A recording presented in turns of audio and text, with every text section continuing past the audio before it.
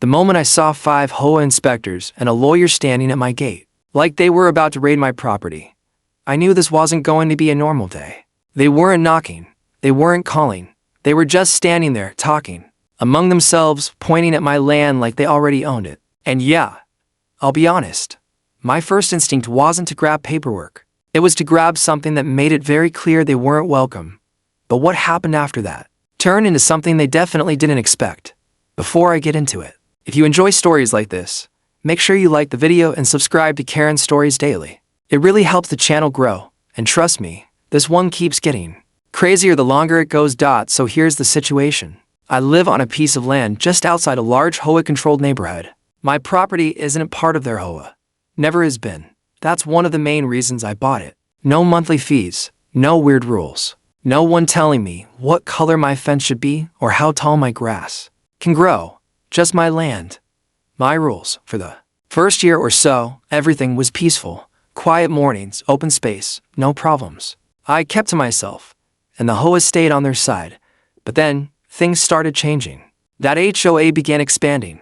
More houses, more people, more rules, and slowly, they started acting like the land around them was somehow connected to them. Even when it wasn't. At first, it was small stuff. I'd noticed people walking near my fence line. Survey markers showing up where they shouldn't be. A few letters in my mailbox addressed to property owner talking about community standards. I ignored it, because none of it applied to me. Then one day, I got my first official letter.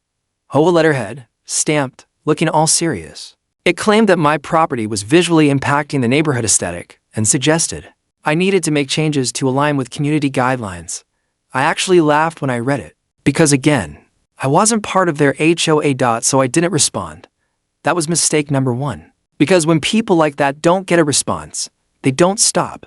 They escalate. Over the next few weeks, the letters kept coming. Stronger language.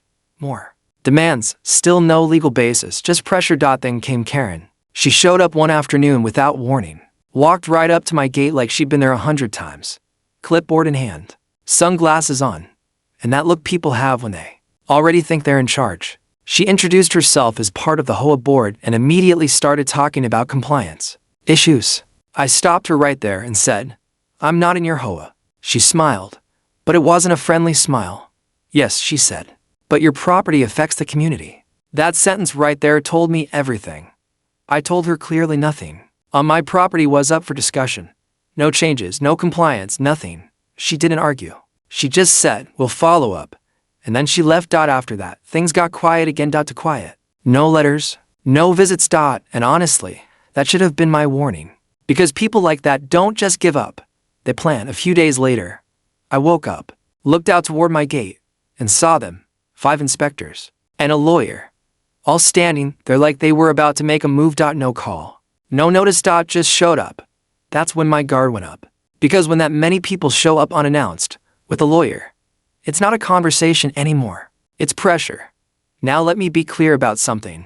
I didn't go out there looking for trouble, but I also wasn't about to let a group of people walk onto my property like they owned it. So yeah, I made sure I was prepared before I stepped outside. Not to threaten anyone, but to make one thing very clear. This was my property, and they were not coming in without permission.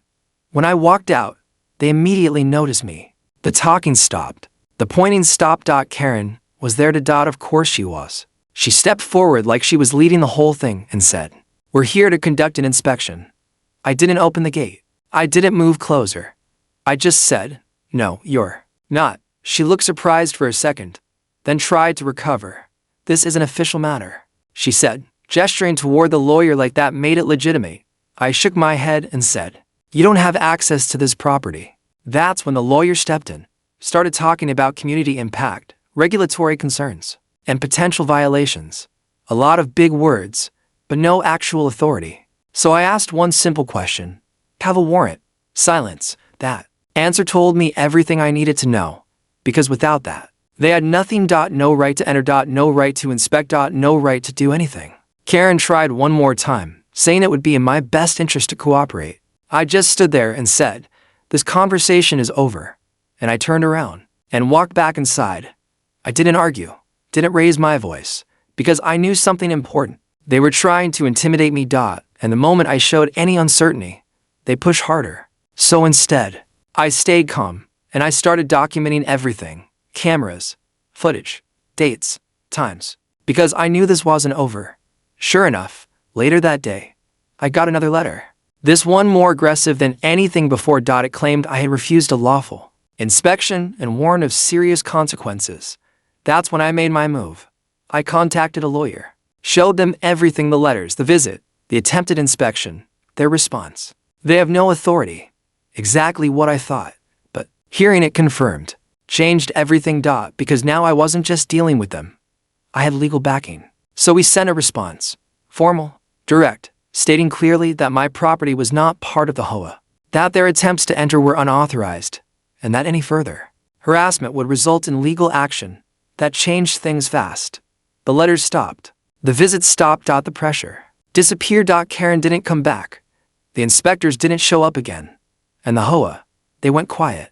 Because once they realized they couldn't push me around, they backed off completely. And the best part, nothing on my property changed. Not a single thing.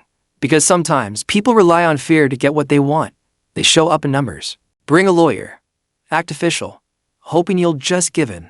But when you stand your ground and know your rights, they lose that power instantly. If you made it this far, I want to know, what would you have done in that situation? Would you have opened the gate or handled it like I did? Drop your thoughts in the comments, and don't forget to share this story with someone who'd enjoy it. And if you want more stories like this, make sure you're subscribed to Karen's Stories Daily.